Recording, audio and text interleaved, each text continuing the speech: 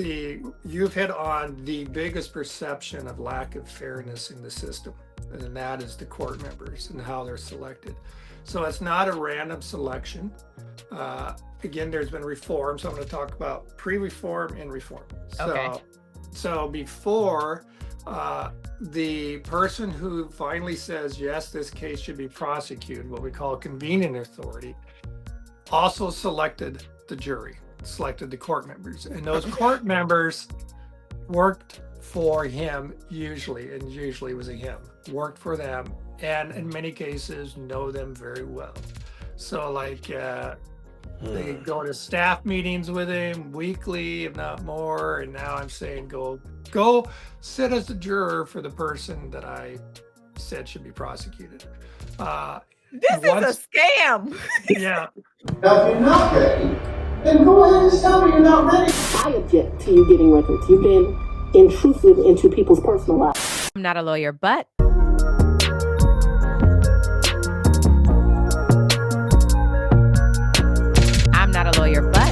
The Debrief.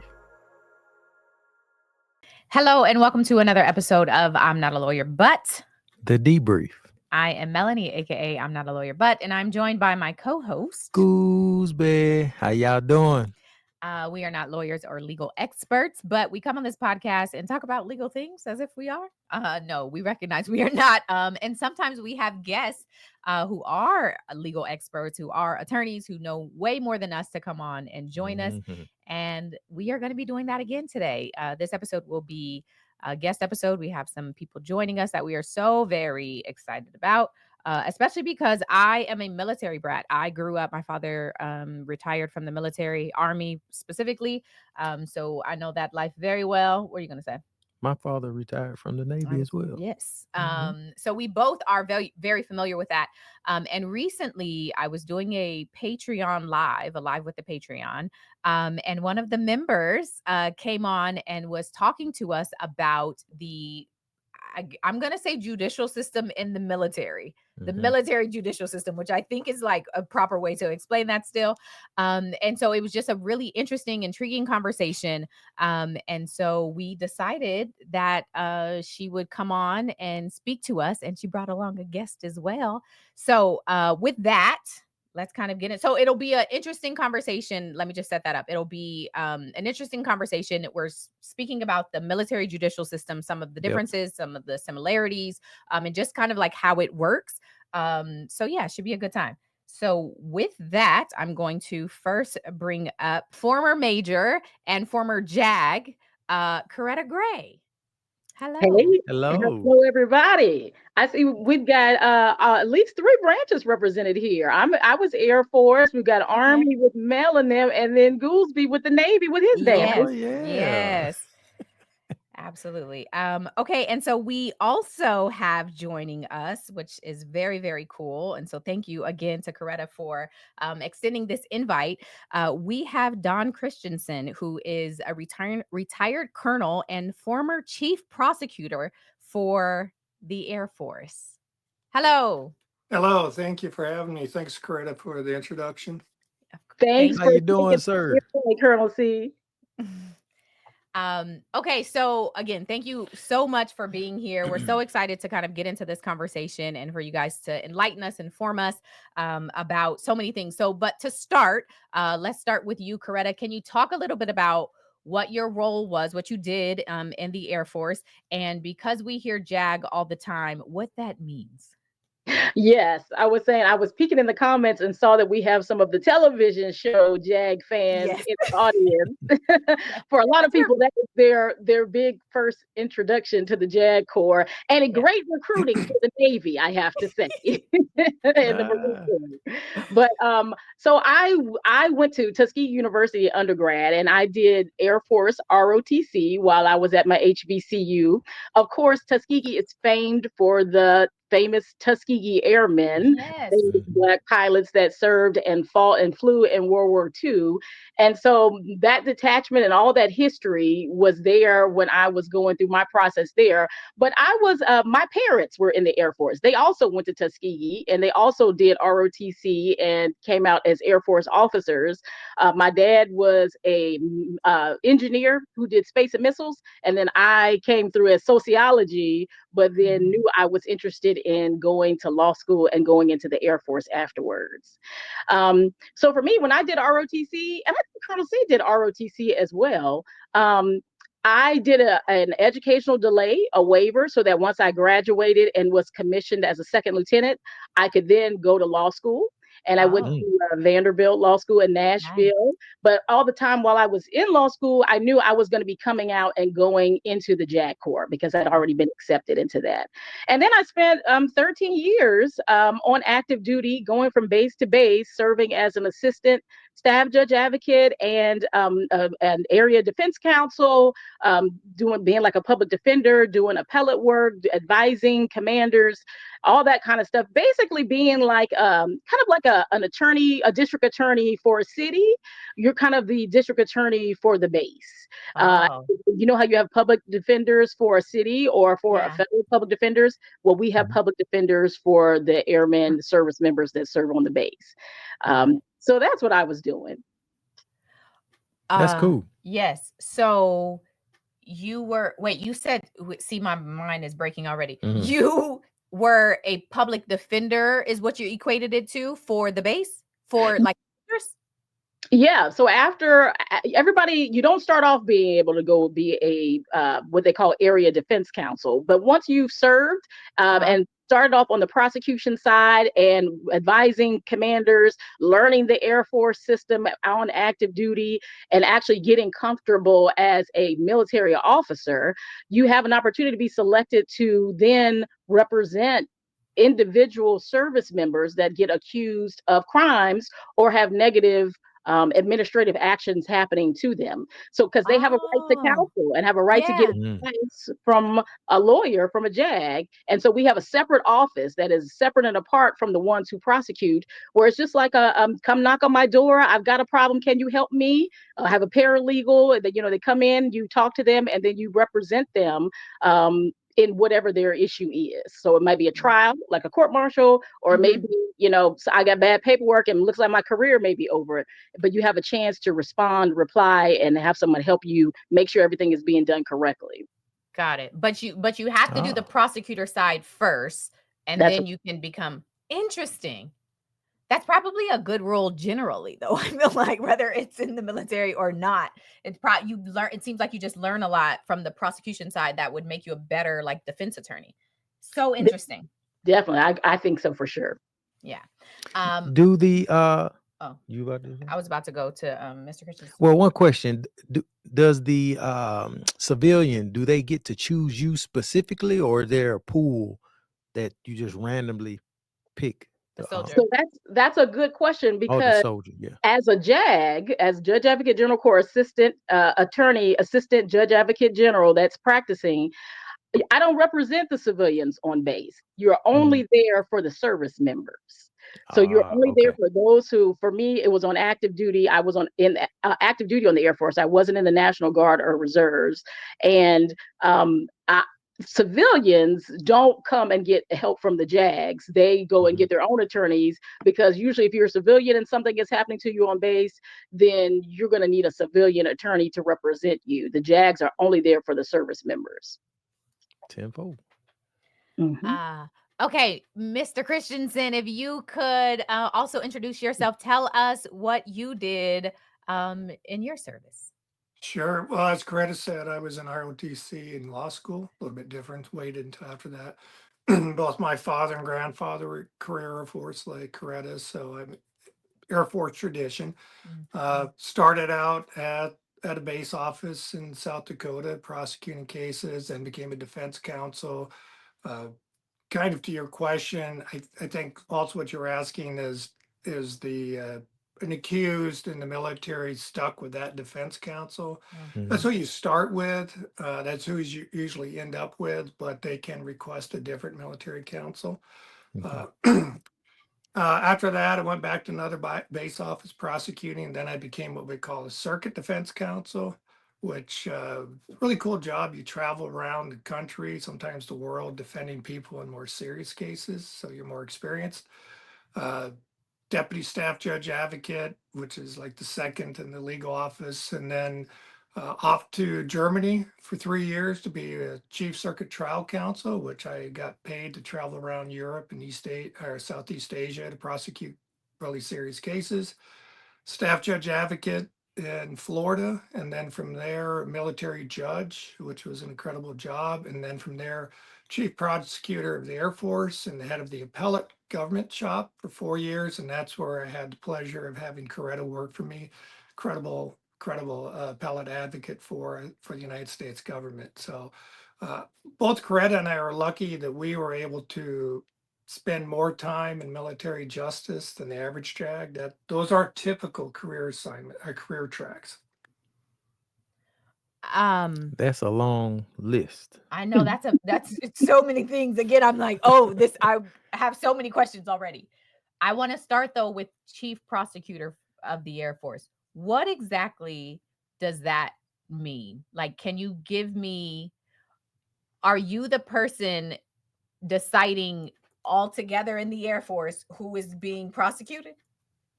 So that's a great question. And it also depends on what Okay. time frame we're talking about. So I retired in 2014, and we've had significant military justice reform since then. One of the reasons I retired was to get this reform.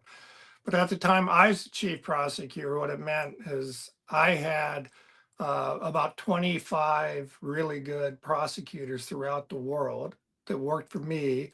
We didn't make the decision whether a case was prosecuted or not. We showed up because somebody else said it's going to be prosecuted. Serious cases like rape and murder, child sex abuse, child pornography.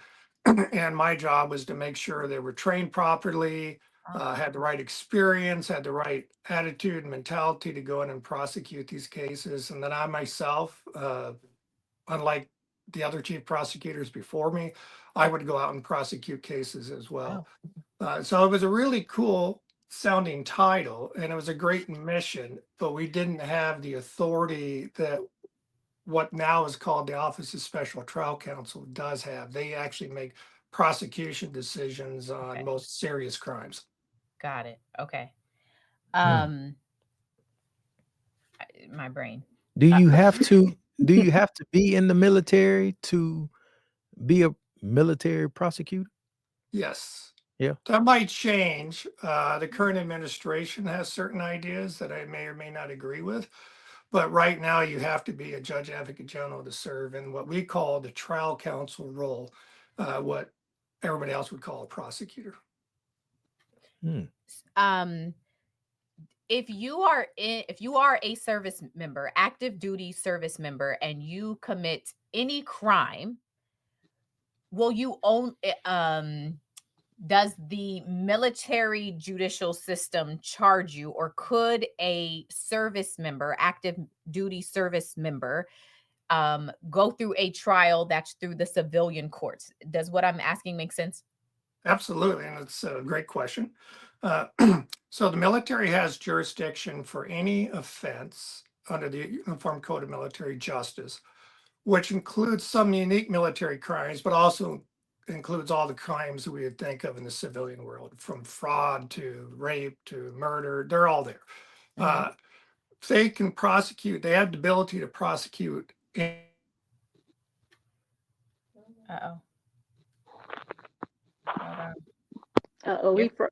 think he froze for me too. Can you still hear me? I can hear you. Oh, you're back. Yeah. You're coming back. Yeah. Okay. Go ahead. Sorry. Yes, sorry about that. So even if a service member were on the International Space Station and committed a crime, the military could prosecute them. But, and this is a big but, other jurisdictions can also prosecute military members for crimes that they wouldn't be prosecuting. Oh no. They would be prosecuting them for whatever that crime was in their jurisdiction. So murder is a crime under the UCMJ, murder is a crime in every state. So it would depend on where they committed that crime. What does that, so if they committed a crime where that state has jurisdiction, it's a military member, they can say, we're going to take it. There's nothing the military can do to stop it. When it comes to federal crimes, any violation of federal law, the Department of Justice can also prosecute those people. So the same way that someone could be charged on the federal level and the state level, they essentially could be charged. What do I call on the military level? What do I call this? Yeah, court-martial, Court-martial. Uniform Code of Military Justice. Yeah. Okay. So you could be charged multiple times for the same thing. Yes, by policy, the military is not supposed to prosecute you for the same crime. Okay. They have to get special permission to do that. Okay. And usually there would be like some phone calls to decide, okay, this person is an active duty member, but something they did happen usually off base somewhere in some, wherever the city the base is located, or some other case where the feds can also decide we want to crack at it. And I would say sometimes, when you think about U.S. attorneys and their cases, oftentimes when people hear that the U.S. attorneys are involved, you think, oh, you're getting convicted of something if this goes to court. They like their cases to be pretty tight, tied up with a bow. The evidence is very solid. They don't take every single case. Whereas I think sometimes as people are making these considerations about what do we let the military handle versus what do we take, there's a lot of factors in that prosecutorial discretion that's going on there. And one of them may be the strength of the case,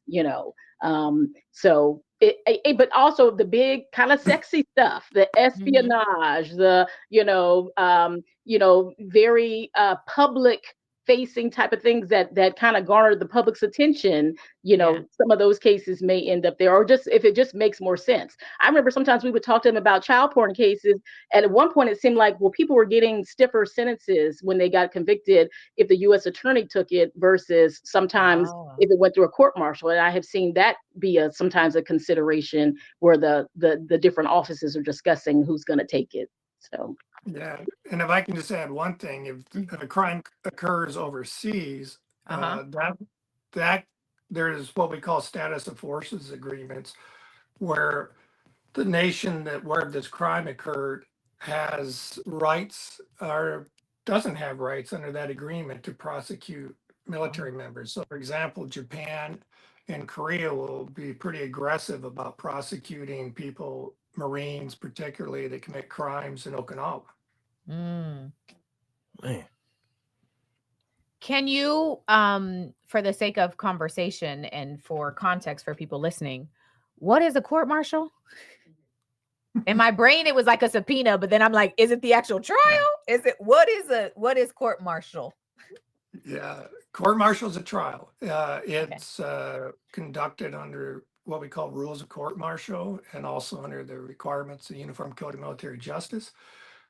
They're presided over by a judge. That wasn't always the case. Until 1969, we didn't have judges presiding over our trials, which is kind of scary. People were sentenced to death and executed without a judge. Who was presiding? Who was handling it? Yeah, great question. So we don't have what we call juries. We have what we call court members. And court members are our equivalent of a jury. And so the senior member of the court martial basically controlled, and that person could be a pilot, an infantry officer, a surface warfare officer, and they're making the court martial itself is making very serious rulings on admissibility of evidence without legal training. So that wasn't changed until 1969. But now we have trial judges. There's prosecutors, defense counsel. People are arraigned just like they are in civilian system. The Supreme Court decisions on due process, for the most part, apply. Proof is beyond a reasonable doubt. Adversarial system, both sides have opportunity to question witness, present evidence, make argument. Okay. 1969 was not too long ago. Long ago. No. Crazy. Mhm. Yes, it was 196 years that we conducted courts martial without judges. It's insane. Yes. And listen, and things have changed a lot. I'm only 46, but when I first came into the JAG Corps, my senior officers were telling me about when they came in, you could be a prosecutor one day and then be assigned a case to be the defense counsel to represent them on the defense side, or represent somebody in a different case as a defender the next day. It wasn't Wow. separate offices, So things Right. have changed and changed for the Yeah. better. You would really recognize a trial, a court martial, if you walked into a court martial, because they are public. You can go Oh, watch them. Yeah, but they happen on base. So you but they got to be happen able to on get on base. So base. yeah, so you got Okay. to stop by the visitor center and get a pass, Uh-huh. get an escort, Yeah, but you can go. but Okay. you can go. Yeah. Yeah. Hmm. Yeah. And I've been very critical from over the years on things that need to be changed. Mm, But what I would say is once you actually get in the trial, uh, the vast majority of times they're conducted very well. mm, Advocates on both sides are extremely competent. mm, The judges are usually very serious about their role. The jury takes their role, court members take their role very seriously, and I think the effort is truly there to deliver justice. It's a lot mhm, of what happens to get to that point, and then the other issue is experience. mm. We don't do a lot of court martials anymore. Oh, So, for example, last year, military did just more than 1,000 for all of them. And there's really? there's 1.3 million active duty. If you look back to pre-judge time in Uh-huh. the 1960, the military was doing almost 40,000 courts martial. And so there's a lot less of them done. Yeah. So that goes to experience level. How often are people getting in trial, whether a defense counsel or a prosecutor? Does that mean there's a lot of are there plea deals? We do have plea deals. Probably not nearly as much as the U.S. attorney has because Oh. they have a lot more leverage. But we do have plea deals. But what you would see is because of inexperience, decisions are made on what cases should or shouldn't go to trial that aren't probably the right decision. Mm, And you also see, because of inexperience, errors made in admissibility of evidence, errors made in mm. how you conduct argument that result in, I think, a significantly higher percentage of our cases being overturned on appeals. 40,000 though to Yeah. 1,000 Yeah, it's insane. is Crazy. absurd. Crazy. Yeah. So, I mean, you just explained it. Certain people are just not letting certain cases come to light, and then evidence is being mishandled. So court cases just don't happen. But 40,000 to 1,000 that's Crazy. wow. Yeah. Okay. And that's just Yeah. where we are. Yeah, and I would say some of that is up until probably later in the Vietnam War, and maybe beyond that, courts martials were, I think, more predominantly considered a discipline tool for military infractions. And so a lot of cases that were prosecuted in 1960 probably weren't what we would consider serious crimes in the outside world. If you don't show up to work in the military, you can get prosecuted. You don't show up to work at Target, you get Oh, fired. But there's been an evolution where I think the vast majority of court martials are focused on more serious crimes. got it. That's like less than a misdemeanor. Like a misdemeanor in the civilian world is like petty theft, but in the military, even like not showing up because that's AWOL, like that you could be prosecuted for that.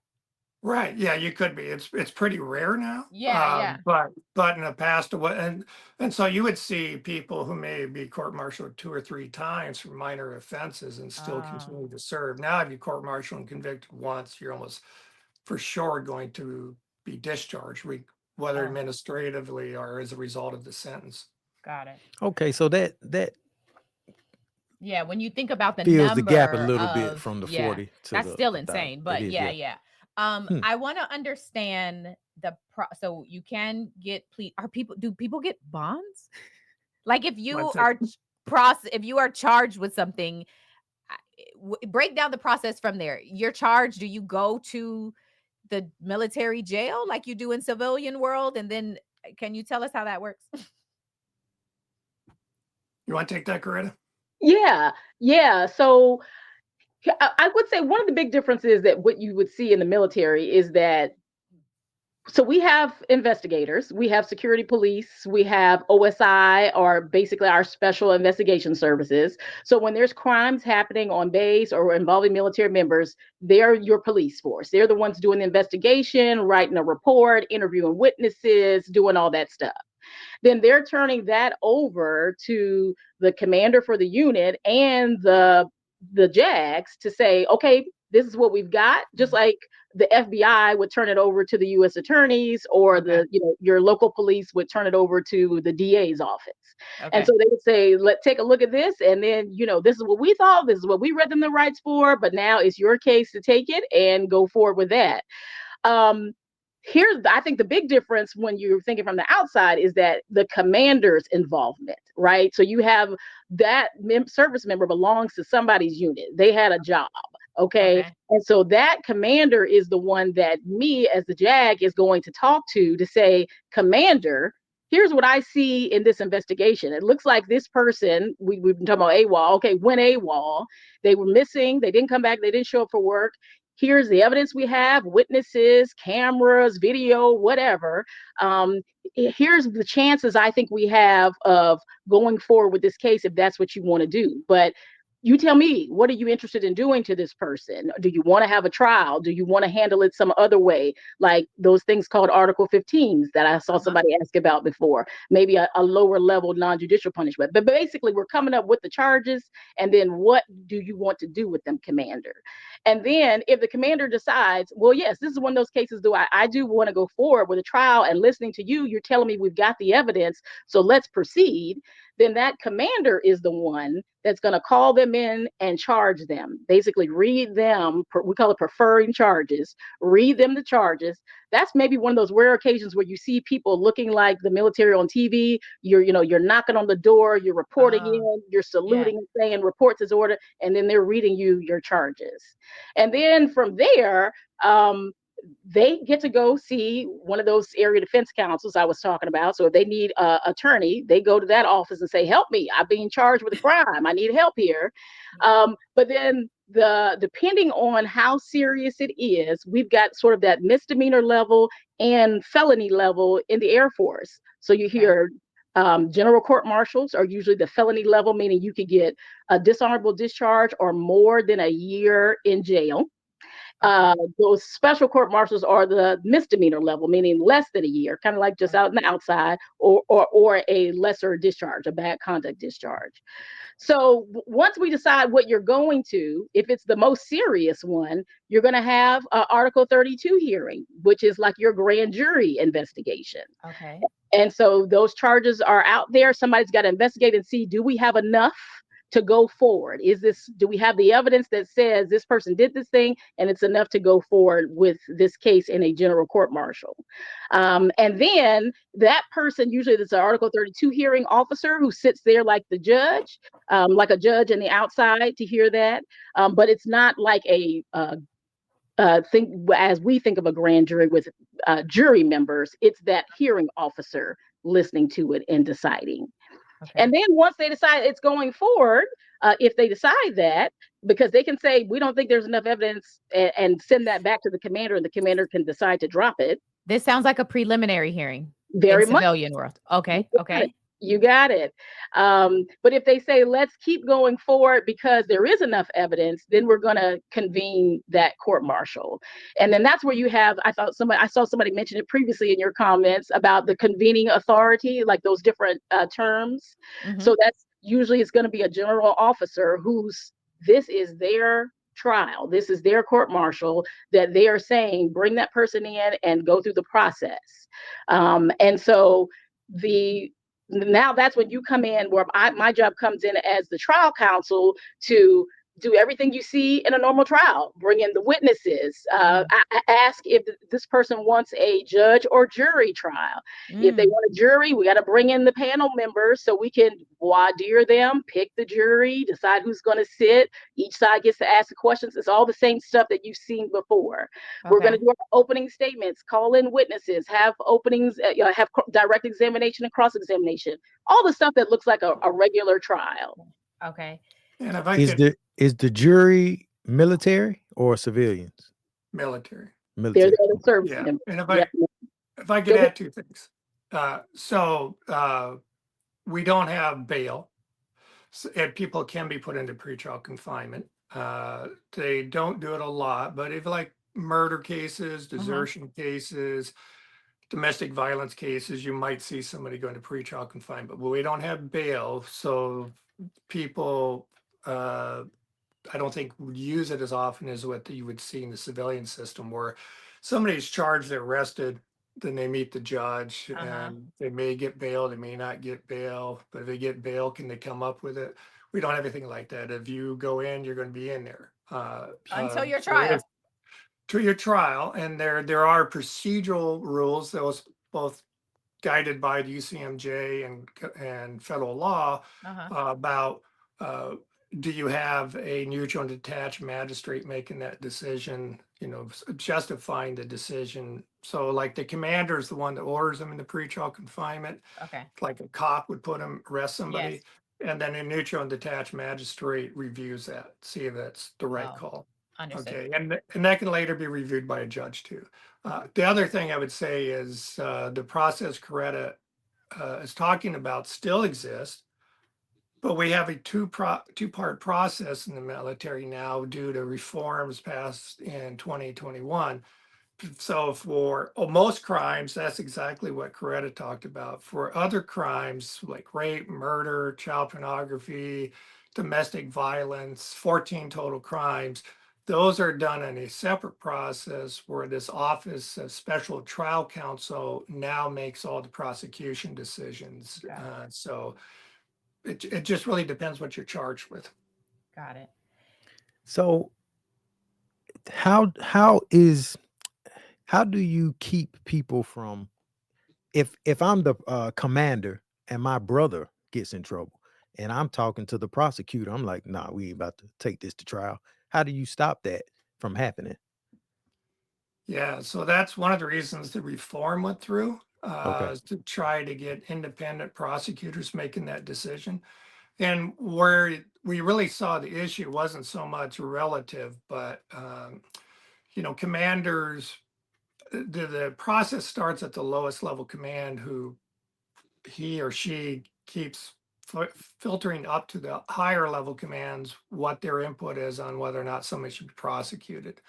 And they often would know, and sometimes know very well, people who are charged with crimes. And that cuts both ways. They could be, this guy's a dirtbag, let's prosecute, even though the evidence isn't there. Or, hey, we all know he's a good guy. That's really her fault. She really wanted this, and we're not going to prosecute. So you could see it both ways. So the idea was get independent prosecutors who aren't there in the unit, don't know the individuals, they don't know the alleged victims, they don't know the perpetrator or alleged perpetrators, and they're just making the decision based on the facts and the law. Hold on. So what you're saying is that happens now, but prior to that, people's bosses were deciding if they should be prosecuted? Is that on the lowest level what you're saying? Well, so can you speak on? Yeah, anyone can, in the subject to the Uniform Code of Military Justice. So basically anyone in the military can charge somebody with a crime. It's kind of weird, but you can. So that charge then goes to to a commander or the next level commander, and then they make the decision. But the military is very much relies on this stovepipe of information from top to bottom to top. And so a commander relies on the lower level commander's input dramatically. And if the lower level commander is saying, hey boss, shouldn't be prosecuting this guy, there's a very good chance, or hey boss, you should be prosecuting this guy, there's a very good chance they're going to follow that advice. So it starts with a bias, and even the most fair commander is going to have a bias because they know the people. Nobody thought this was broken. This seems like a crazy, like if me and my boss just don't get along, but that's where I'm, and so that information filters up to this person who's just like, yeah, they said, yeah, we should absolutely, the evidence looks good. Like it just doesn't, it's bias. It doesn't feel like a conflict of interest here. That's crazy to me. Well, and I would add too. Go ahead, Fred. Yeah, I think there is the big difference about the military, right, is our job is to fight America's wars. And so historically, we're getting our system from the British, and then we create our own thing. And you see how many changes have been made in the military justice system, even just from my own parents' generation.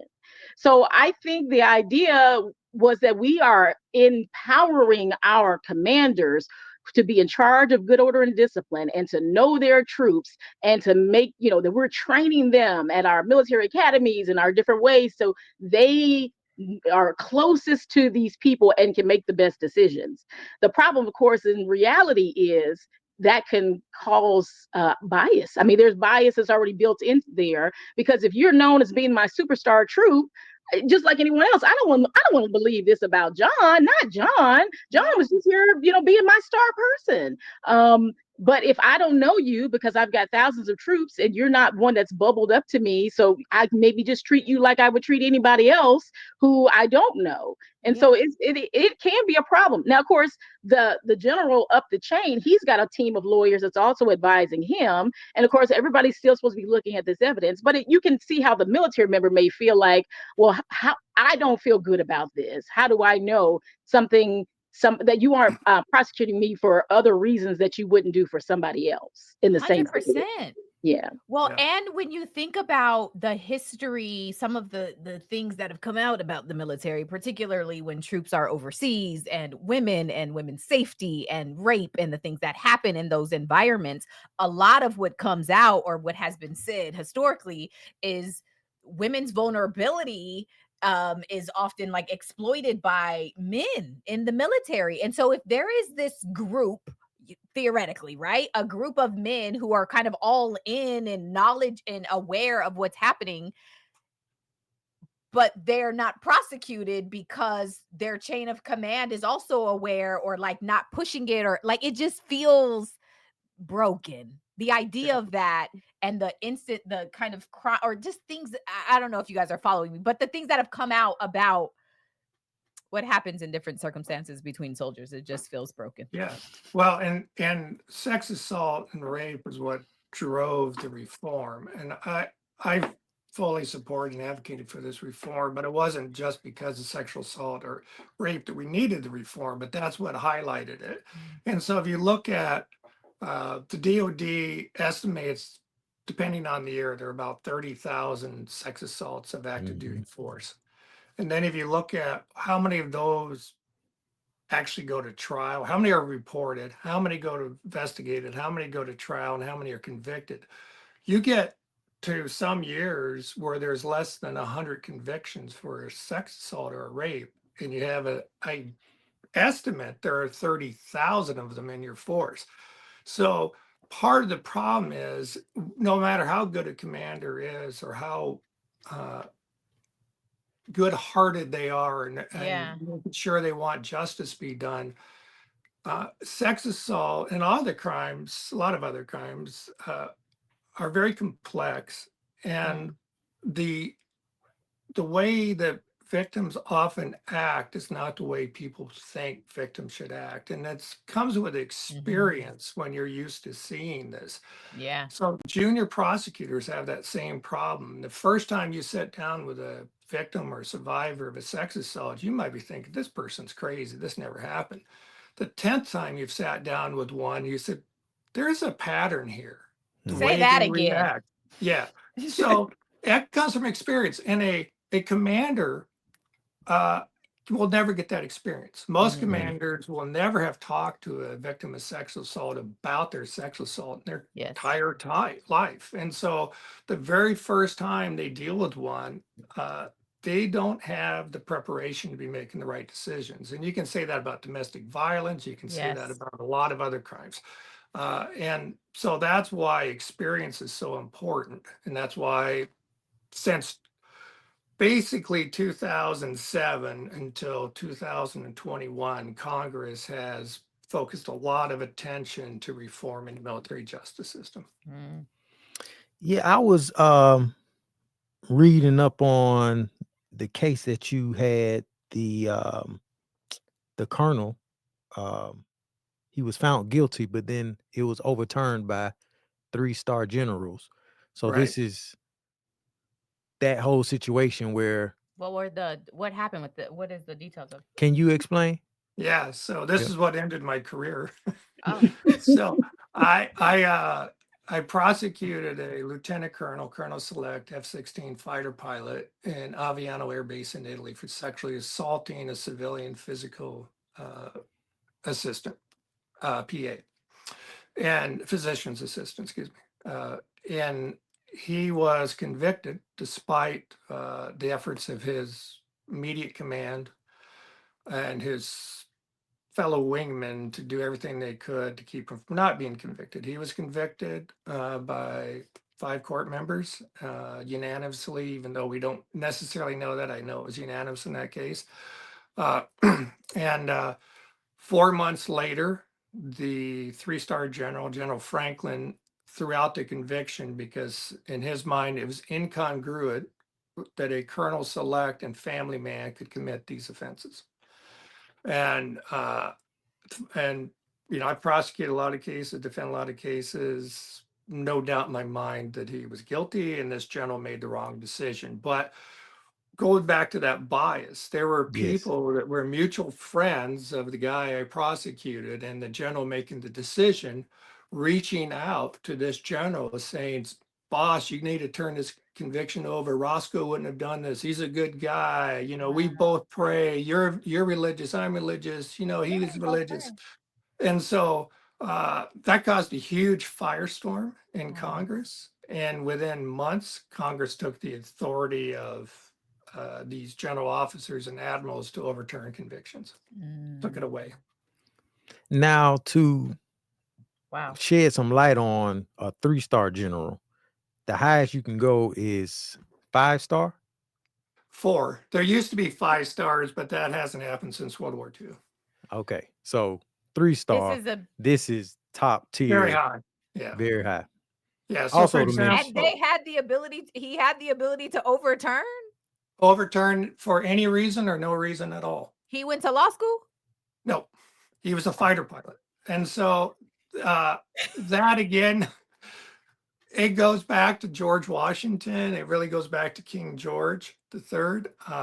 It's just been there as we tried to get that reform passed. I had a meeting with Secretary of Defense over the case, which was not typically what you do as a colonel. And the Secretary of Defense came out after that meeting and said we need to change it. But the military was saying prior to that, if generals don't have this authority, we'll lose wars. And you know, and it was a tone deaf argument. Congress rejected it, and it's been gone for 11 years now. Wow. No longer than that, 13 years now. And I don't know of any wars we've lost because generals can't free rapists, but there we go. Wow. That's Wow. that's wow. That's wow. Man. So Also, go ahead. I just need to get this out of my system. I'm looking at this chart, and you're a colonel, and Miss Coretta, you was a major or former major. You all Put some respect on their name. We Thank got you. real people out here. We are very This appreciative is- of you guys being on this platform. don't know. Absolutely. people watching, I'm not sure if you know Recognize. recognize their rank, Yeah, absolutely. but You all are somebody. And This is listen, that's why I was calling Colonel C, because out of all of us, he really is somebody. He has been on the forefront of reform, of fighting these Yes. battles, of looking at it from the inside. He was a great boss. He was knowledgeable. I would see him at every stage of my career, whether it was doing something at the JAG school or hosting or mentoring, but also, you talk about that experience. Over his years as a JAG, he got that experience. It could say to the people at higher levels to Yeah. go to the Department of Defense and talk to the secretary.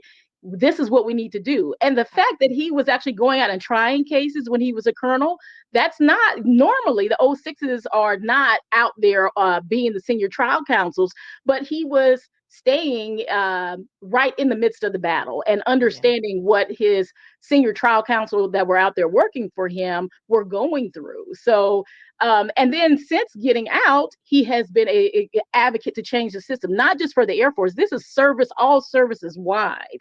Yeah. So I was excited that he was willing to come on. But also, Absolutely. listen, if you Google him, you will see he's out there in the media talking about it. So I appreciate that. Yeah, for Sounds sure. And for taking the time. Like, seriously, I am so appreciative. Go ahead. someone with your accolades.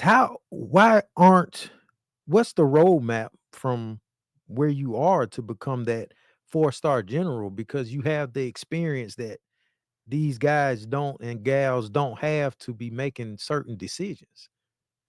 Yeah, well, that's a great question. So I would say if you stay in military justice, Mhm.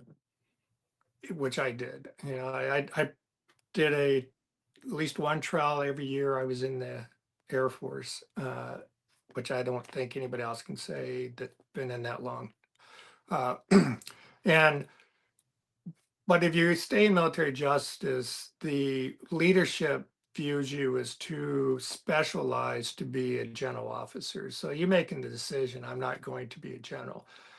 Now, these Office of Special Trial Counsel, that the person oversees that for now is for the first time a general officer, but they're not going out and prosecute cases. I know that for sure, but they do at least have the general officer rank that brings the respect to it. But my understanding is the Trump administration is going to do away with that. So a lot of things we're talking about right now are going to be very much in flux because of Hexeth and Trump. Mm.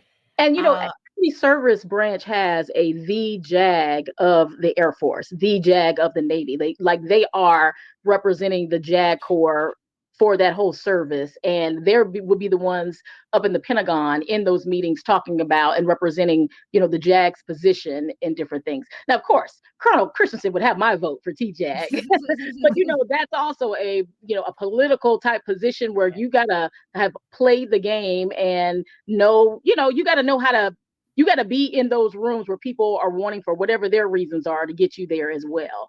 So there's a lot more that goes into it than just rising in rank and being selected. Now, when you're getting to general officer status, you're getting into appointed, and a lot more goes into it than just being really, really great at your job. Yeah, and I would not have been qualified to be the judge advocate general.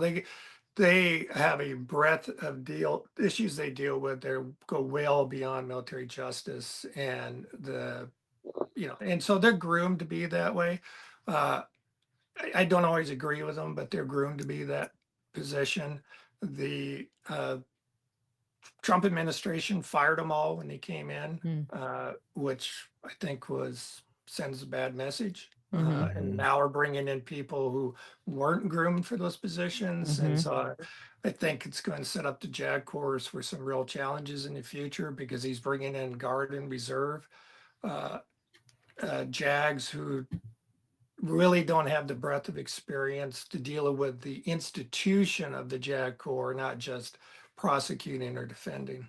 Because we do so many other things. JAGs do labor law, they do environmental law, they do contracts, and they do tort law, and they deploy and law of armed conflict. And so if you bring somebody in like myself who has a very specialized track, we don't have the breadth that we should be at the top of the organization. So I'm fine that I never became a chief. Good answer. Good answer. I want to ask, well, first let me ask this. Do you, in your experience, both of your experiences, do you find that some of the racial disparities that are seen in the civilian court system, do they tend to exist in the military one? And specifically, right, like what we see and know is that Black men are prosecuted more than other people in the civilian world. Does that also exist? Do military Black men service members are typically more prosecuted? Has that been your experience, or any other kind of observations I think that you have and would like to share about the system, the military system versus the civilian one? Yeah. I'll go first, Coretta. Yeah, take that, because actually Colonel Christensen helped us get the records that prove the disparity too. So yeah, take that first and I'll jump in, Colonel C. Okay. So when I was working after the Air Force, I was working for a nonprofit, and I knew from my time in the Air Force that the military tracked the disparity rates between Black service members, white service members, and other minority service members. But they never did anything with it. It was just out there. And there was significant disparities. Black males were definitely being prosecuted at a much higher rate, being forced out at a much higher rate, being administrative punished at a much higher rate. And there was no like, why is this happening? Nothing. And so we did a Freedom of Information Act request for all the services for 10 years of their data. Wow. And took a while to get it, but we got it. And what we found was across all services, across all ranks, there was some very significant disparity. Black servicemen were much more likely to be prosecuted. In the Air Force, it was basically twice as likely to be prosecuted as a white service member. That got a lot of attention in the media and on the Hill. As a result of that, Congress ordered the government services agencies to do a deep dive into why that was there, what they found. That report came out about 2 years after ours did, and it confirmed everything, but really didn't have a why there. Mm-hmm. The Air Force said they were looking at the why, and they told us that in the FOIA request. We're putting a panel together to find out why, but they never released anything. So we did another FOIA request to find out what they found. And it took us about 2.5 years fighting in federal court, using the Yale Law School as our advocates for us to actually get that information. And it again confirmed what we always knew, that there's a significant likelihood that particularly young Black males are going to be prosecuted at a much higher rate than white males were. The good thing that came out of that was, again, we didn't know the why. Mm-hmm. They kind of brushed over it. And then, but the good thing is that Congress held a hearing about it. Mm-hmm. I got to testify before them on that. And after that hearing, Congress passed a requirement that the military track this publicly. Oh. And every year they had to report the disparity rates for all races. Now, I fear under Hegseth that'll stop. And they're not particularly concerned about following the law. Yeah. And so I think they'll stop reporting that. And so we've, I think, made a lot of inroads in getting the military to look at it. Yeah.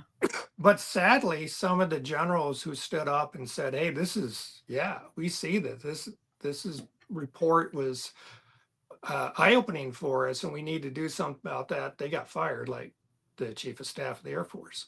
Wow. Fired as soon as Trump came back in. So I'm sorry, not the chief of staff of the Air Force, the chairman of the Joint Chiefs was fired. Yeah. Colonel, they was sick of you, wasn't they? They was in the Air Force like, this man is ruffling all the feathers. He keeps bringing stuff to light. We don't want to talk about it. You take initiative, boy. Yeah, I don't get invited to a lot of official functions. I appreciate it. Okay, you need some warriors out there, but let me tell you, while I'm still in, Colonel Christensen, it was like Voldemort. You can't say his name because what's gonna happen with, like he's out there pushing the rocks over, finding the stuff. That broke my heart to know that, like, even in the military, that kind of, disparity exists there. It's sad. I mean, it's amazing that you were able to testify and help bring to light this stuff, because it absolutely has to be addressed. But, and the idea it could go away is, a whole nother conversation. But that really is heartbreaking that it exists in there. But the military is also a microcosm of our society, right? It's our cousins and dads and friends and the people that we all that go into the military. What we hope is that all the pretty things we talk about on integrity and, just looking at the work you do and all that will make things wash out. But the reality is these are people making decisions, and people can be influenced by what they bring to the table. And that, that means the same issues we have outside the military we have in. Yeah, that makes sense. Yeah, and I think the military after that was making serious efforts after all this finally got publicized they put teams together to try to figure out what we can do to get things better, but all those have been abolished by Hegseth. So might have to wait 3 more years to. Man. Do you all feel like the internet is helping you all spread the message of reform for the military, or has the accounts of sexual assault have they went down at all? Because back then there were, I think you said 27,000 or 30,000. Are we now? Are we getting lower or? Yeah, so every other year they do an estimate of the number of sexual assaults. And the military is unique, and they can do that because they can have a large percentage of their population do these surveys. And so I think the estimates are fairly accurate. And that's been as high as 36,000. It went down, I think, to 29,000 in the most recent estimate. So you hope that's going the right direction. You hope the reforms we've got in place have been driving that. Hope that awareness that we've been working on is driving that.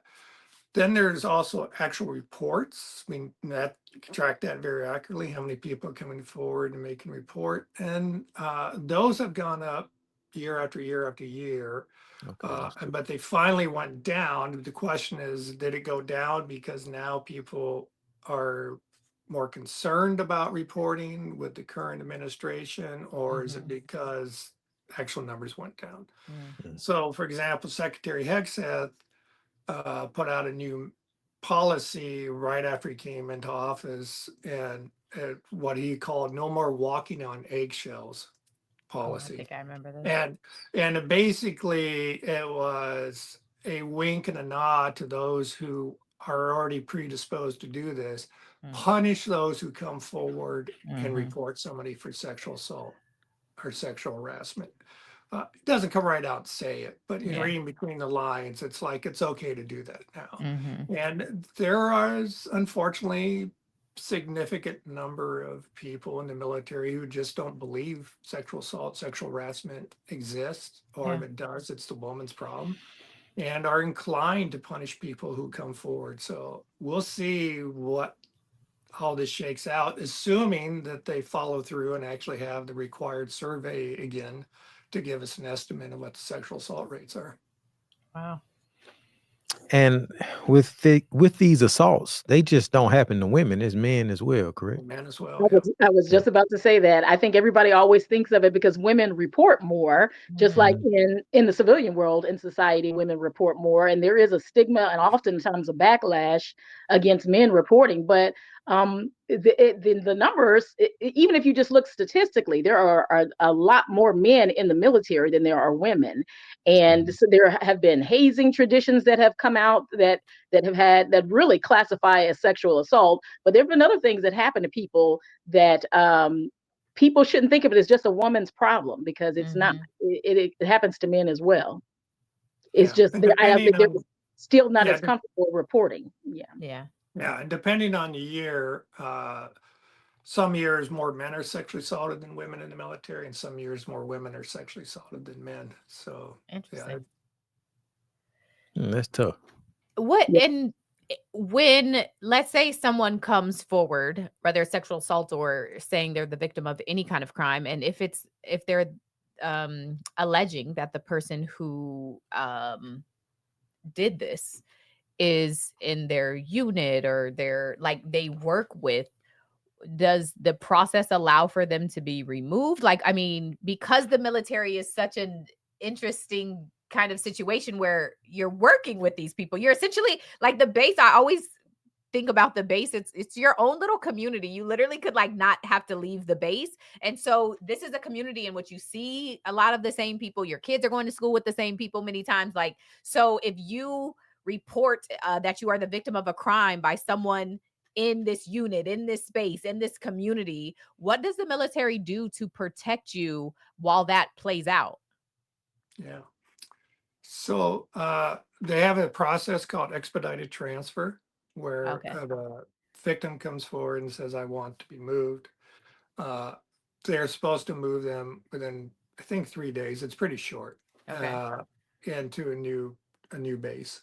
Okay. There's some good side and downside to that. Good side, you get away from the perpetrator, get away from often the hostility of the perpetrator's friends who Yeah. are rallying around him. The downside is it can be negative for your career because moving quickly like that can be viewed as real negative later on. It might deny you opportunities to progress to a higher rating or higher rank. And one of the big problems is a lot of commanders say, "Oh, well, you're in Minot Air Force Base, North Dakota, and you're just falsely accusing this guy because you want to go to someplace nicer." It's not like you get to pick, I want to go to Honolulu and that's where you're going to go. But that's perception out there. And there's a lot of people too. It's like, why should I have to up in my life? I Yeah. just moved here 6 months ago. My kids are in school. My husband has a job. Why do I have to up in my life? And so they don't ask for it. The other protections that they can get is commander can order, and they should, what we call a military no contact order or a protective order. Okay. And if that person violates it, then they're often going to be put into pretrial confinement. Got it. So it's not perfect. From time to time, we have people who have military protective orders who get murdered by their perpetrator. So Yeah. So, people in the military, people in the military are committing murders on base. it happens from time to time. Yes, the Air Force, I would say, has the lowest murder rate. Okay. Army, Marines would have the highest murder rate. That's cool. One of the most famous or infamous cases is the Vanessa Guillen case. She was a young specialist that was murdered by another Army member at Fort Hood in Texas. And that was one of the major movers of reform because she had complained about sexual harassment in the unit. We don't know if her perpetrator is also one of those sexual harassers, but the military did nothing about it. In fact, they denied it happened for a year after she was murdered. Hey. And then a year later, they came out and said, okay, yeah, she was sexually harassed. And that, again, eroded the credibility on this issue. But yes, unfortunately, murder does happen. We do have some people on death row. Really? There's yeah. a death row? There's a death row. I think it's down to 4. No one has been executed since 1961. Oh, wow. A soldier was executed for raping a 12-year-old girl in Austria, if I remember the facts. Gosh. So it's been a long time, but we have people on death row. Wow. That Mel, that Major Nadal Hussain, well, he's not a major anymore, but the Army psychiatrist that went on a shooting rampage also at Fort Hood, he is one of the ones that's on death row right now. Oh, wow. So you've heard of the barracks at Fort Leavenworth, Kansas? Uh-huh. That's I think that's, Colonel C, that's where the death row inmates are, I believe. It is, yeah, it is. But In Kansas. Mm-hmm. Oh, wow. That was my next question. How does prison work? There's military prison and then civilian Yes. prison. Are they in every state? Or like, So it used to be every base. I'll speak to the Air Force because Mhm. that's our world. Every Air Force base had a local prison on the Mhm. base. They started closing those for money reasons, and so they are often using local civilian prisons, which I think was a foul because go back to what I said, we have people getting prosecuted for things they wouldn't get prosecuted in the civilian world. Drug use, you can't have drug use in the military, but if you were 20 years old in college and did some ecstasy, no one cares. You're 20 years old and military, do some ecstasy, you're going to go to jail. yeah. Right. That's a very military unique view of it. Right. And so we put them in with hardened criminals in the civilian world. I don't think that's right. Yeah. We do have three major confinement facilities: Fort Leavenworth, Charleston, South Carolina, and Miramar. Uh, and it really depends on what your sentence is and what kind of a crime it is, which one you go to. So, like all officers typically go to Leavenworth, not necessarily, but they go to Leavenworth.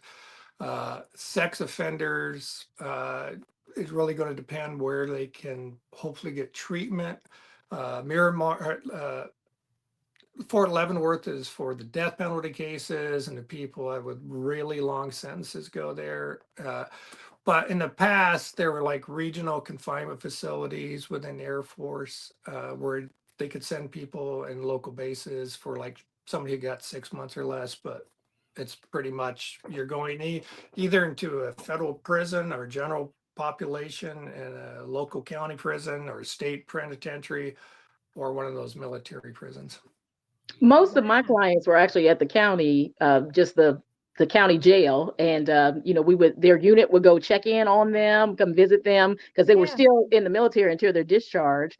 But yeah, you would hear when I was a defense counsel, hear stories, complaints, concerns. Also, would also hear, oh, there's a bunch of veterans in jail here. I met them, so it just kind of all depends. But that's not the best case scenario to me either to have them down there.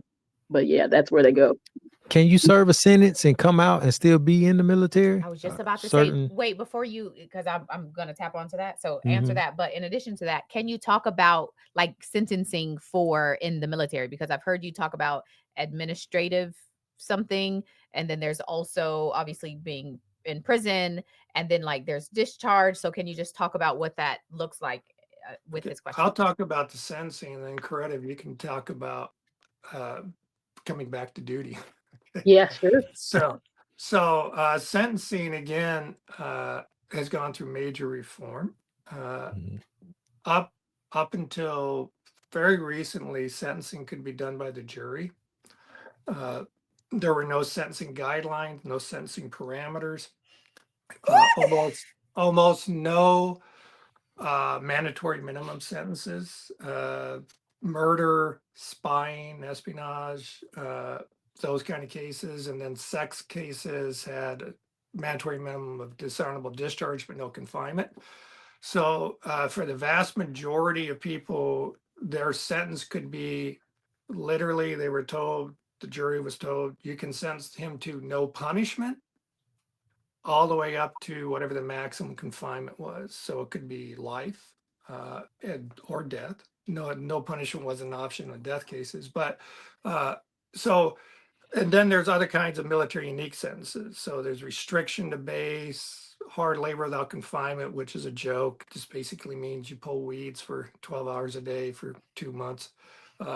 Reprimand, you were a bad boy, don't commit that crime again. Reduction in rank if you're enlisted, so you could lose all your rank. Officers couldn't lose their rank. That punitive discharge, which is a punishment. Dishonorable discharge is the worst. Dismissal is the officer equivalent, and then bad conduct discharge is the lower one. The difference in the outside world is pretty negligible. Even in the military, most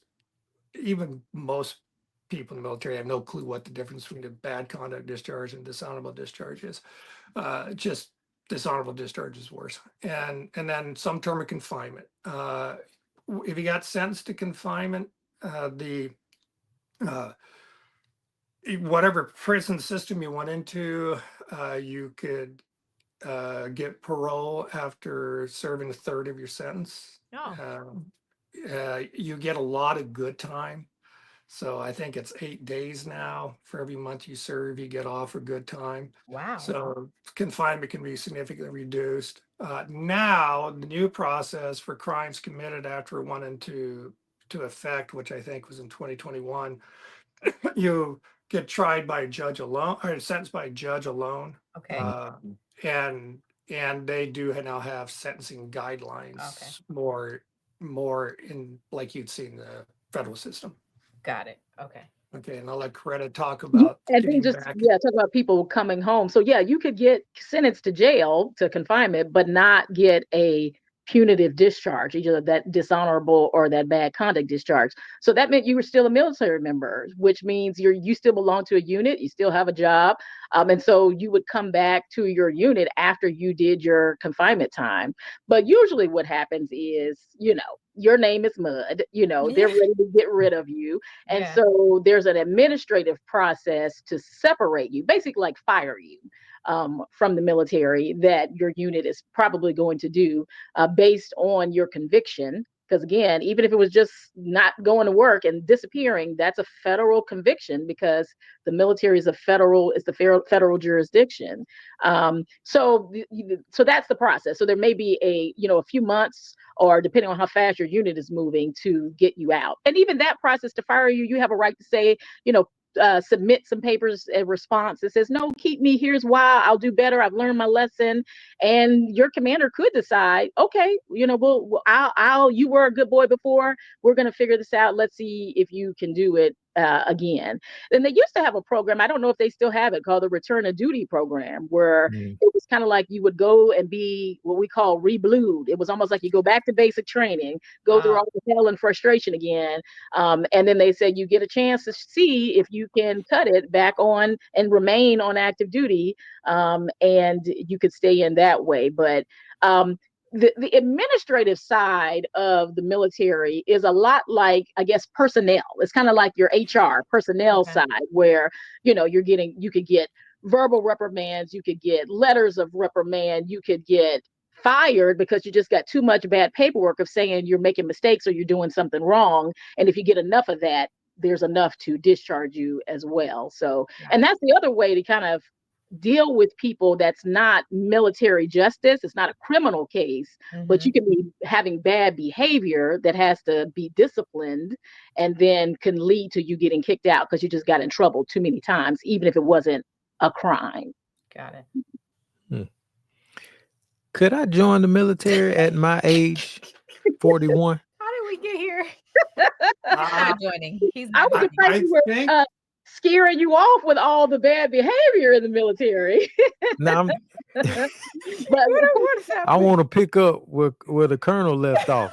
You gonna come in on the lowest rank and try to cause some havoc. They're gonna kick you out quick. I'm fishing out everything out the water.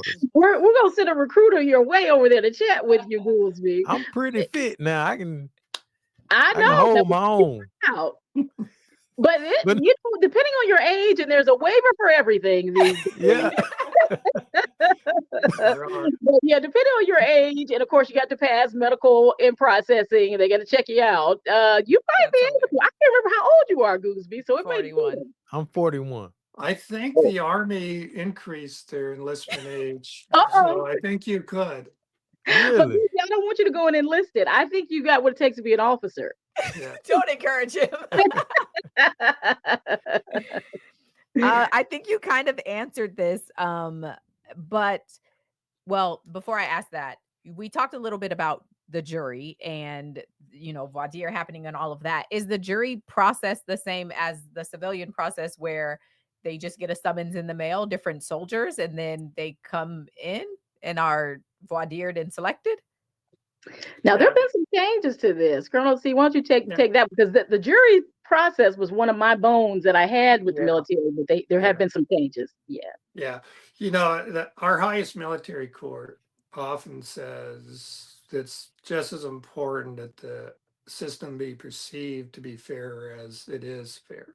And you've hit on the biggest perception of lack of fairness in the system, and that is the court members and how they're selected. So it's not a random selection. Again, there's been reform, so I'm going to talk about pre-reform and reform. Okay. So before, the person who finally says, yes, this case should be prosecuted, what we call convening authority, also selected the jury, selected the court members. And those court members worked for him usually, and usually it was a him, worked for them, and in many cases know them very well. So like they go to staff meetings with him weekly, if not more. And now I'm saying go sit as a juror for the person that I said should be prosecuted. This is a scam. Yeah.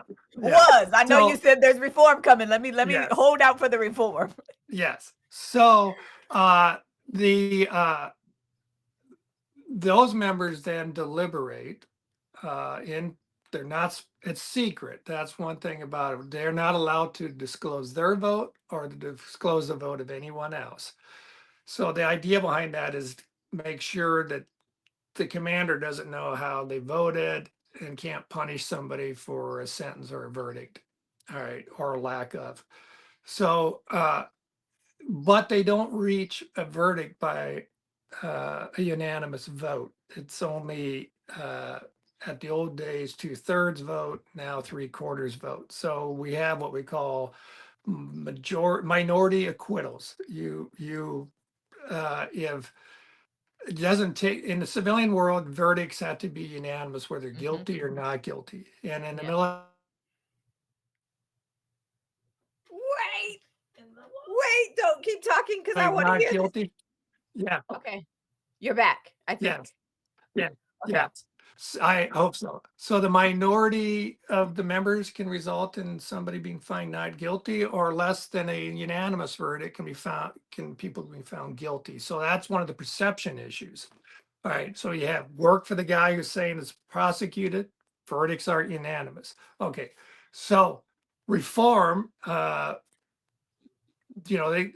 we fought this over and over in the military that the members should be random and that the verdict should randomly selected and that the verdict should be unanimous, whether guilty or not guilty. For whatever reason, the DOD has fought this. So Congress did say, create a random selection of court members, create a process for random selection, but failed to go with unanimous verdicts. The random selection process they chose is really not random. And so it still has that influence of the commander, whether the OSTC is prosecuting or the chain of command's prosecuting, the commander's still involved, the members, the jury still works for that person. So yeah, it is a real, in Coretta as a defense counsel, myself as a defense counsel, you would fight that, it just doesn't appear to be fair. No. I believe that the average court member wants to be fair, but it doesn't appear to be fair. Yeah. Yeah, because you would see it's like, okay, you got all the heavy hitter, you got the maintenance commander, you got all the heavy hitter, the security forces commander. That's who you're selecting for this case. And so if you're the the accused and the defense counsel, you're feeling like you found all the people you think based on maybe their job or their personalities are going to go the hardest. Yeah. Now, it doesn't always happen that way, because maybe you think, I think as a defense counsel, give me a bunch of nurses and doctors and flight docs on here, because maybe some chaplains, get me some of those, because maybe they'll go easier on my guy. But so it really sometimes depends on the case. And I will say, me doing my job in there to present the case and to try to convince them on why this case should go against what I think their inclination would be is part of what you would have to do under their circumstances. But also I do feel like, just like, we talk about juries reading those instructions, hearing them from the judge and wanting to take them seriously. I generally felt like what happened in court was what I expected to happen based on the evidence presented and what got out there.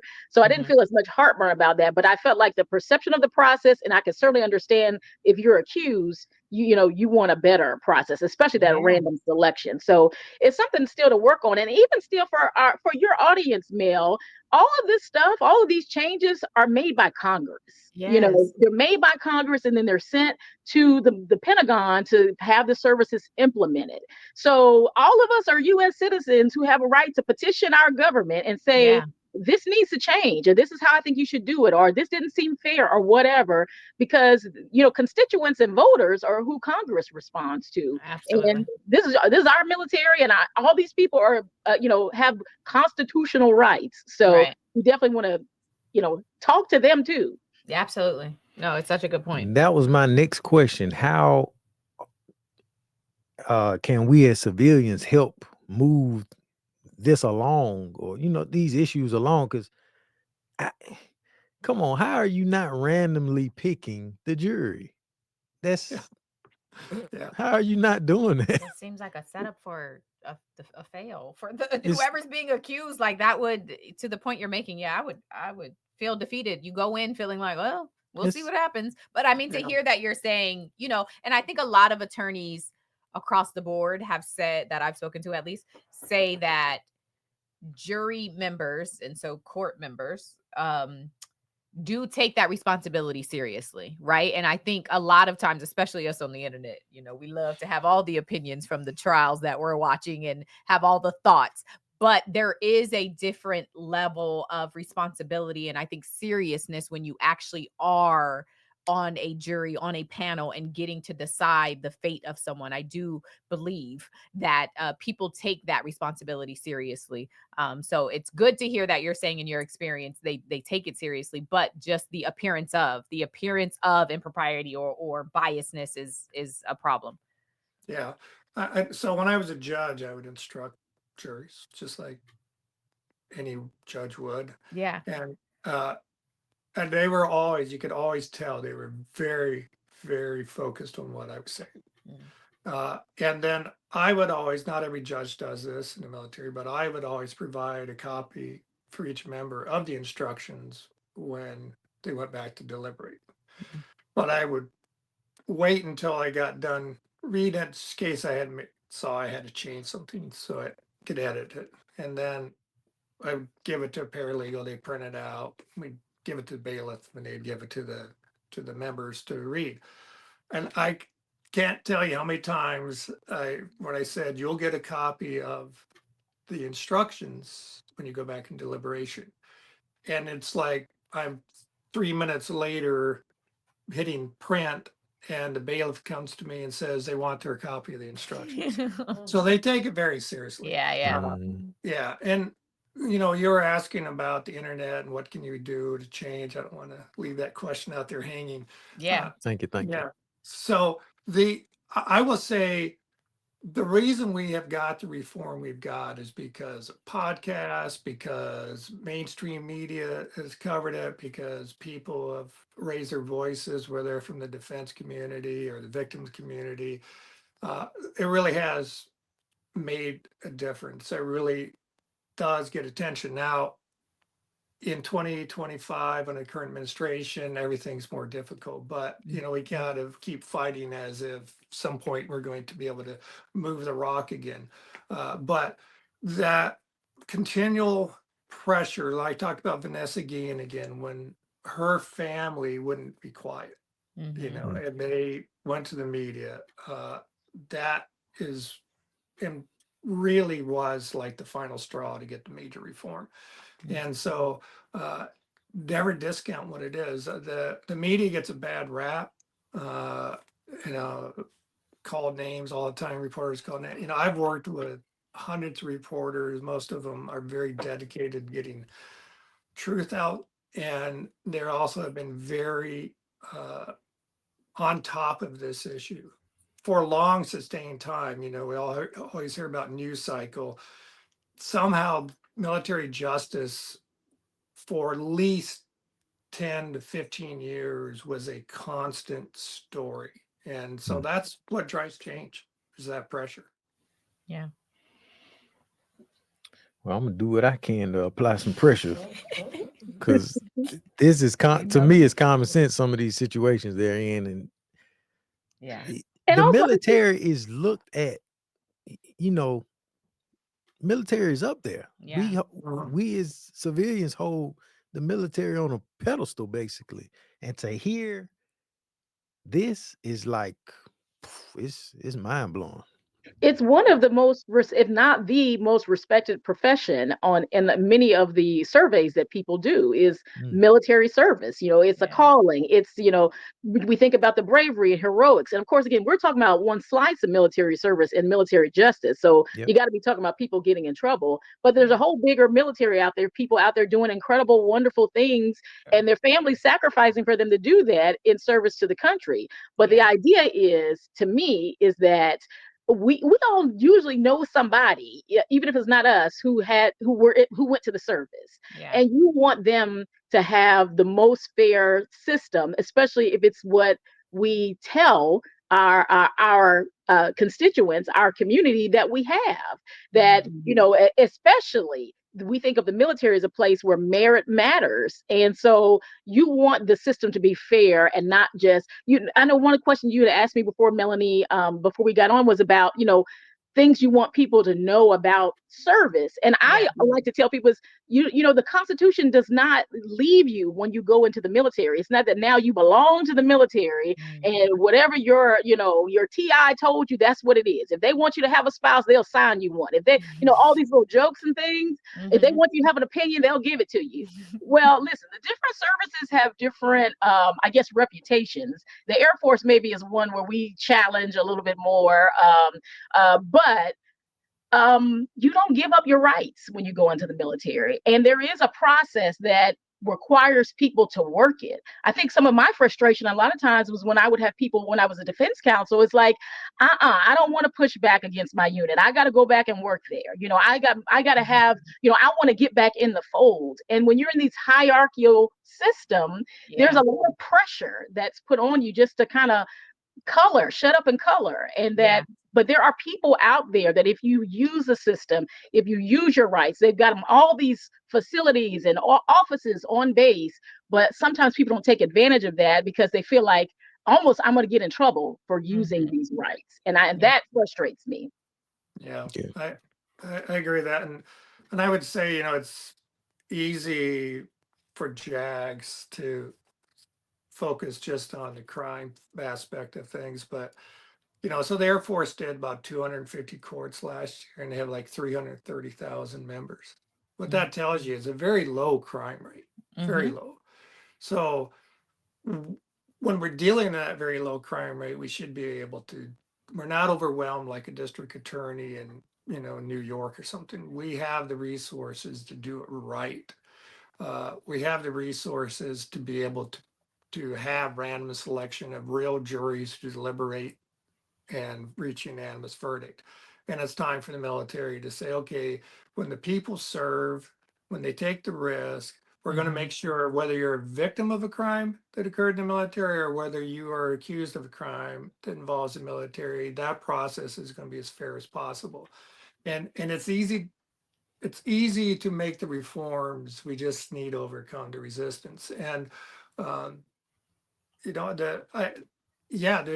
because of people like Coretta, it usually works when we get in the courtroom, but let's make sure that it's almost always working. The standard should be 99%, not 87 or whatever.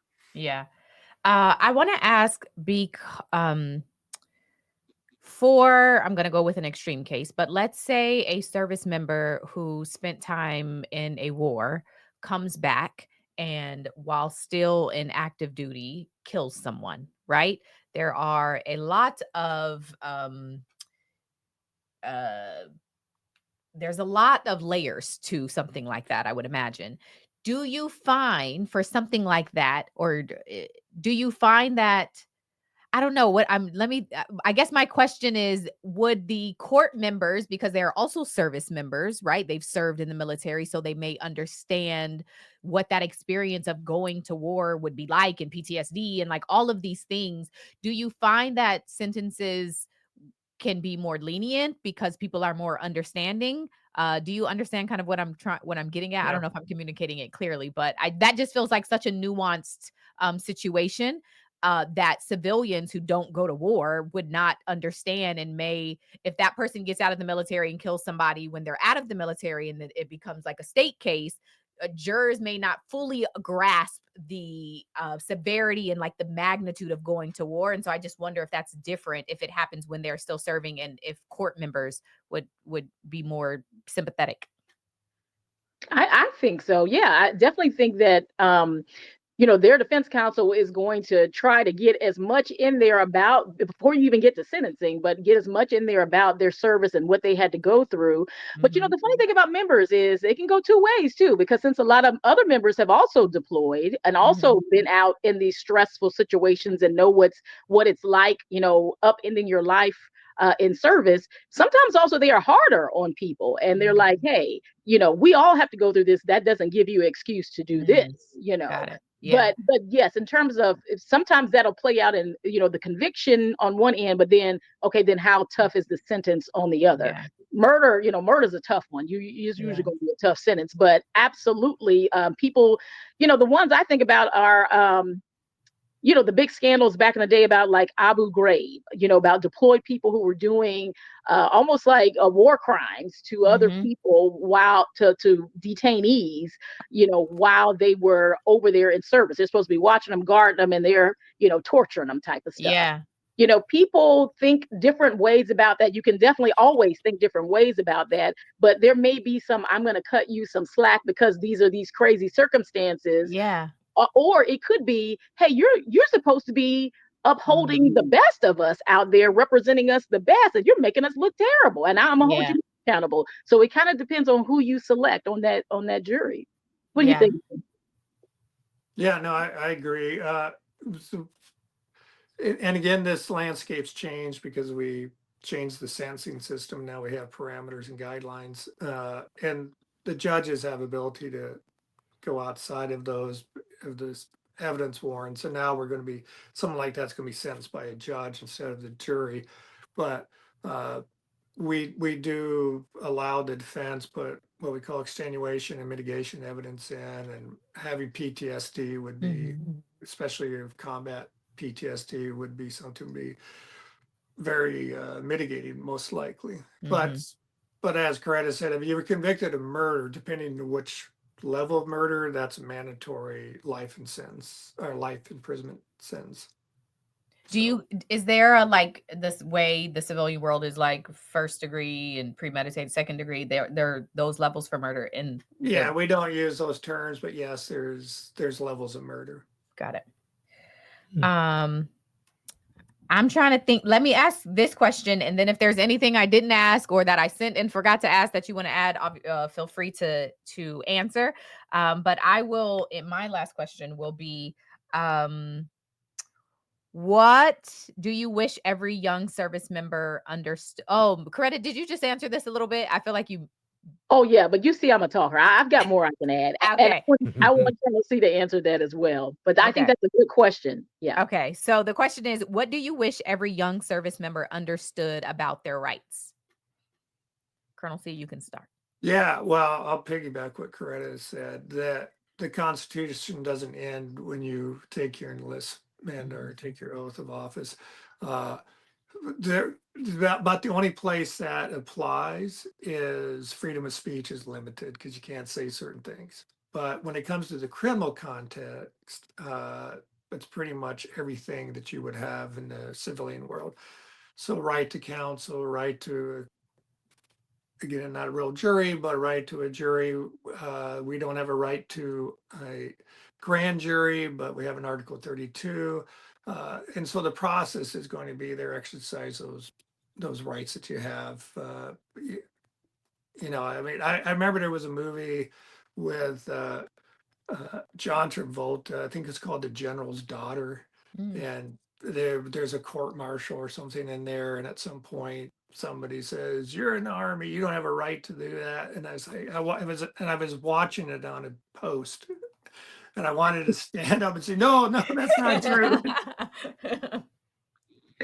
I'm telling you, the media can some of the movies and TV shows can give you a false representation of what it's like. Although I will say in JAG, the TV show, I did see him actually cracking a book and doing some research in the law library every once in a while. And a lot of time, our time is spent, on the computer, typing up stuff, interviewing witnesses, doing everything you would expect a lawyer to do. But it's like it's an office job many times until you get to go out and maybe meet your client where they are, or go see a scene, or go talk to a commander, and then you get to walk in amongst them and kind of become a little bit of an expert for the purposes of that case on their job or what it is they're doing. But I do think I just think people need to, and this is in all realms of life, it needs to know and exercise their rights. And not just kind of go along if you don't feel good about it, because there are zealous advocates out there on both sides, and there's arguments to be made all the time on how to make this thing work better. But it takes people getting out there and doing it. And I think military members deserve nothing less. So you know how hard your dad worked, Oh, so yes. they deserve it. Yeah, 100%. You have any questions before I go to them? Nope. That's Okay. Is there anything either of you want to add, or something I sent over and didn't ask that you really wanted to answer? Well, you asked about Bo Bergdahl. Oh, yes. So, because I was obsessed with that case. yeah, so this is where it's at right now. So, he's convicted. The military appellate courts upheld the conviction. Wait, before you finish, can you just give a quick synopsis or recap of the case? Yeah. So Bo Bergdahl was stationed in Afghanistan in 2009. He left his unit, his FOB, his base, forward operating base, and then he was quickly captured by the Taliban after that. The question is, why did he leave? Different reasons have been put out there. I think it was in 2013, the Taliban exchanged him for some Taliban members.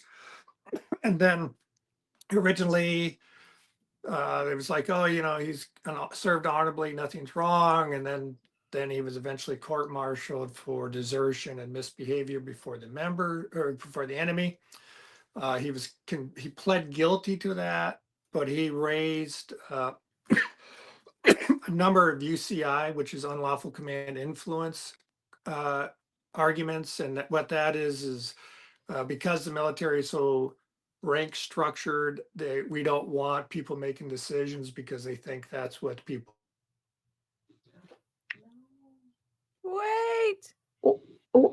I think he was saying we don't want people making decisions because they think that's what the people above them want them to do. And remember, with that Bo Bergdahl case, even the Donald Trump. I think I got dropped off. There he is.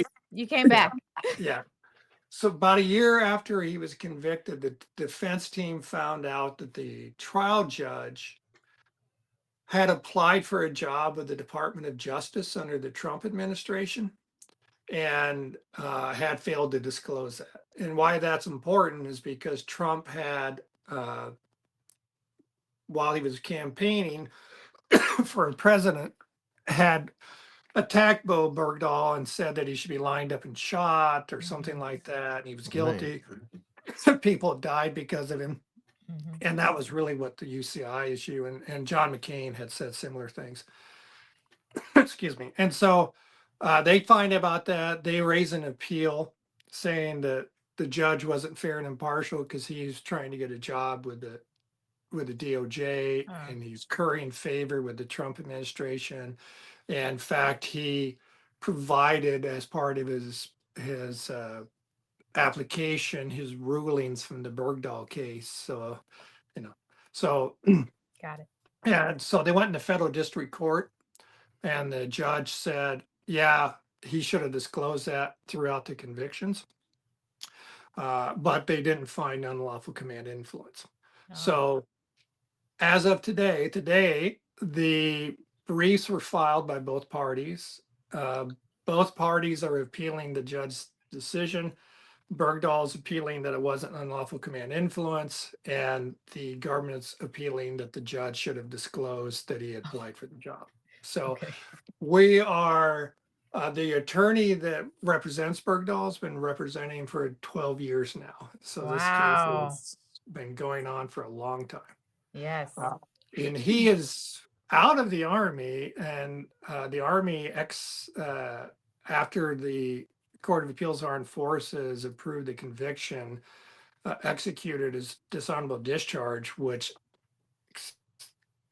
gets rid of their jurisdiction. They have no jurisdiction over him anymore. So it's going to be interesting if what happens if Oh, you can take the gloves off now. Mm-hmm. if the appellate court overturns all of his conviction. The Army is going to be kind of like, well, we can't do anything now. Yeah.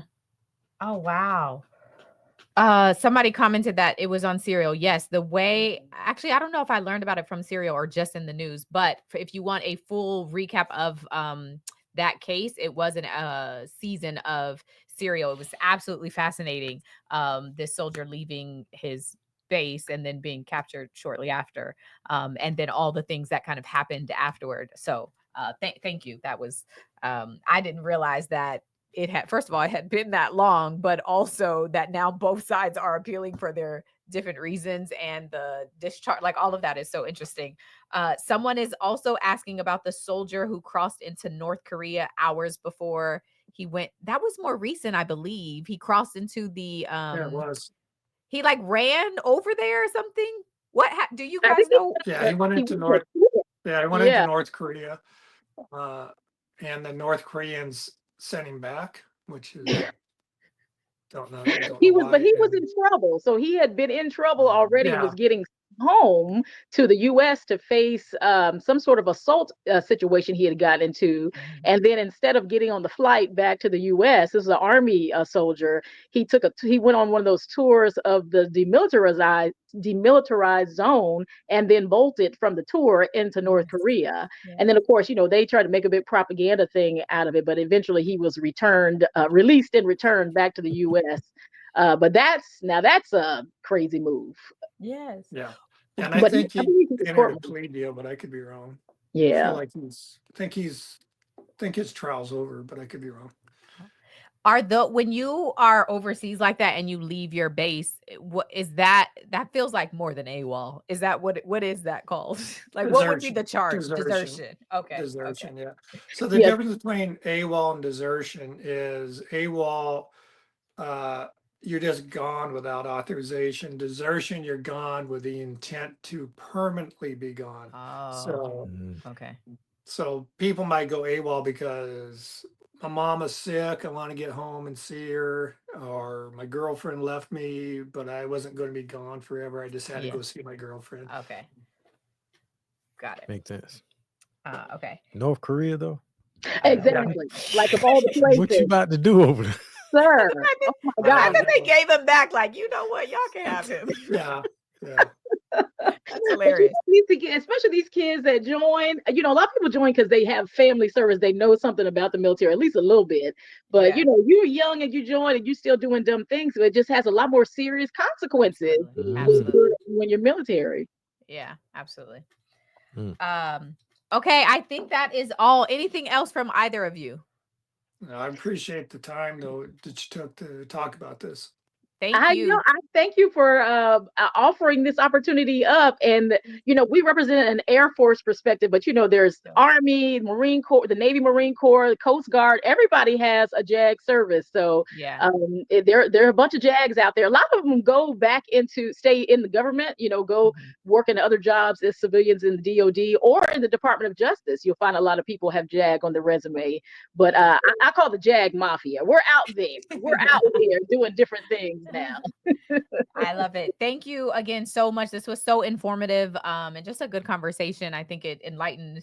Both of our brains are over here broken just because there's so much we didn't know, didn't realize about this process. And for you guys' service and the work that you did, I think is incredible. Obviously, you both are out of the Air Force now, but Coretta, you want to talk about what you are doing now, or can we link anybody to you? Tell them where to find you, any of that? Yeah, absolutely. So I kind of stay connected through with the military and what's going on in JAG world through some nonprofit organizations. But in my daytime, I've actually moved into entrepreneurship as a small business owner, doing something completely different. Wedding and event planning. I Coretta love it. right here. So I'm back in my hometown of Baton Rouge and loving life out here, working that thing. So I'm enjoying that. But I love listening to the debrief and checking in Yay. with the co-counsel, and Yeah. I'm not a lawyer, but so thanks for Yes. the opportunity. Yes, and thank you for being a part. And then Colonel C, look, I've adopted the name for you. Can you talk a little bit about the things that you are doing now or where people can find you? Anything you want to tell us? Yeah, I work as of counsel, which is just a term we use at a law firm, Solomon law firm, and I still represent people who are having issues with the military or advocating for them, and still involved in media, meeting with members of media to serve as an expert on military justice, and once in a while still dealing with members of Congress. So staying active and just trying to get the military to the golden place that I know it can be. Trying to change the world one day at a time. That's what I heard you say. Right. No, I love it. Thank you. Thank you again so much. We are so grateful. You're saying Yes, I'm saying thank you. All right. Appreciate you all's time for coming. The information priceless. Yeah. And Colonel, I'll take you over a 6-star general anytime. When you said 6-star, they done told you 8.5. That's why I upped it. Hilarious. I All upped right. it. You guys have a good day. Thank you so much. And nice You meeting you, too. Coretta. All right. Thank y'all. All right. Bye. Bye. Thank you to Coretta and the Colonel for joining us on this episode and filling us in. Again, it was just so informative, so very, very cool. We'll put some of their information that we have in the description box. Thank y'all for joining us, tapping in with us. You can find me, I'm Not a Lawyer, but on all the platforms. Make sure you like, subscribe, share, do all the things on all the platforms. Where can they find you, sir? Goolsby, GOOLZBY on Instagram, and Building with Goose on YouTube. You can also, there's some merch. Okay. We have the notebooks you can purchase. Greg just got some really fun keychains that I need to put up. They're little, I should have brought one. They say I'm not a lawyer, but they're really cute. Where your purse at? It's on your keys now? Oh, it's over there. So let's see if we have them. We also have the tumblers that are still available. I've gotten a lot of messages about shirts. We got keychains and they're like, yeah, shirts though. So those I promise eventually they'll come. I don't know if you can see those, but it says, I'm not a lawyer, but do I need to just get, I think she was about to adjust it. I know, I just need to put it up. You probably can't put your hand. Yeah, there you go. So it says, I'm not a lawyer, but anyway, they're fun. So make sure you support in that way. And I think that's it. We've been here a long time. You gonna take us out? Thank y'all for coming. Court is adjourned.